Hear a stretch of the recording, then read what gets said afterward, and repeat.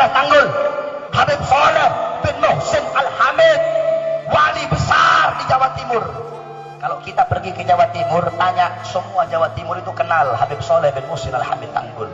Beliau terkenal doanya lebih cepat dari kilat. Nah, satu waktu beliau diundang oleh pemerintahan Saudi.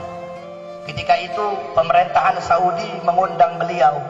Diundang. Nah, ini ada keterkaitan. Kenapa sih kok jamaah haji Indonesia itu bisa gampang ke Indonesia dan mendapatkan fasilitas yang enak di sana? Ada keterkaitan dengan cerita ini.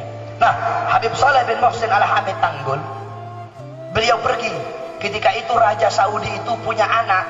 Anaknya Raja Saudi itu, mohon maaf, tidak punya kemaluan belakang, tidak punya dubur.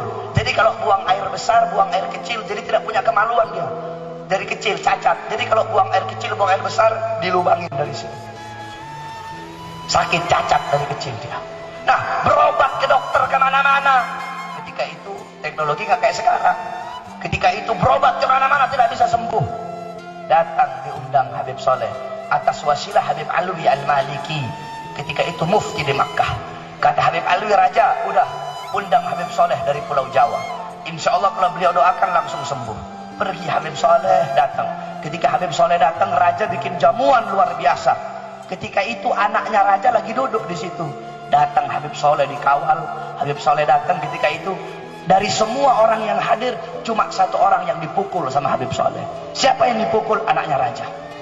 Dipukul sama Habib Saleh dari belakang. Khair itu, khair. Habib Saleh nggak tahu kalau itu anaknya raja. Pergi Habib Saleh berjumpa dengan Habib Alwi. Ayo Habib Alwi, kita pergi ke rumah ente saja. Nggak usah di kerajaan, hawanya panas saya kalau di sini. Banyak setan, banyak iblisnya di sini. Ayo pergi.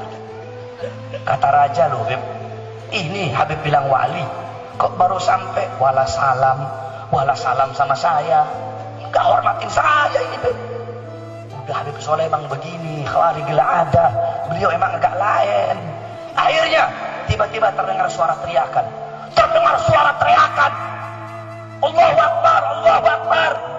Siapa? Anaknya raja teriak-teriak. Apa dia bilang? Abah, lubang saya sudah ketutup. Dan ternyata dengan izin Allah saya punya kemaluan depan itu keluar, dan kemaluan depan keluar, kemaluan belakang keluar. Kok bisa begini, aneh ini. Tadi ininya saya, pinggangnya saya lubang, ada lubang, buang air besar, buang air kecil di sini, tapi tiba-tiba ketutup, dan kemaluan belakang dubur saya dan kubul saya keluar. Tadi ada yang nepok saya itu, Habib Saleh nepok saya. Baru raja tahu akan keramat Habib Saleh. Akhirnya apa kata raja? Habib, luar biasa, keramatnya luar biasa, anak saya sembuh. Sekarang Habib, saya punya anak perempuan. Saya punya anak perempuan. Kalau Habib mau, saya nikahkan Habib dengan anak perempuan saya, dan saya kasih Habib kedudukan di sini.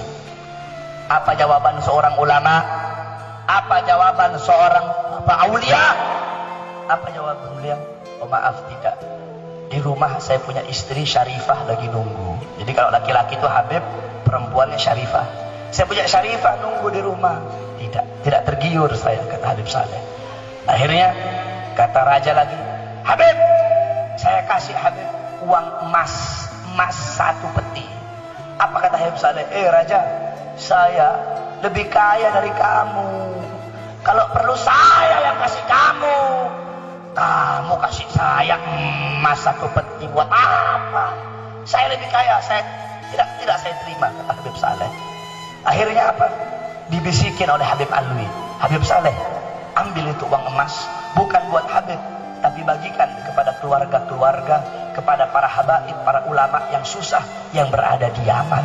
Makanya di Yaman itu, di Hadramut, Habib Saleh Tanggul terkenal yang paling kaya di Indonesia. Padahal tidak, beliau orang miskin. Kenapa? Karena ketika itu emasnya raja itu dibawa ke Yaman, dibagi-bagikan ke orang Hadramut. Ada min Saleh Tanggul, ini dari Saleh Tanggul, ini dari Habib Saleh. Jadi orang-orang sana kira Habib Saleh orang paling kaya, bagi-bagi emas. Padahal tidak.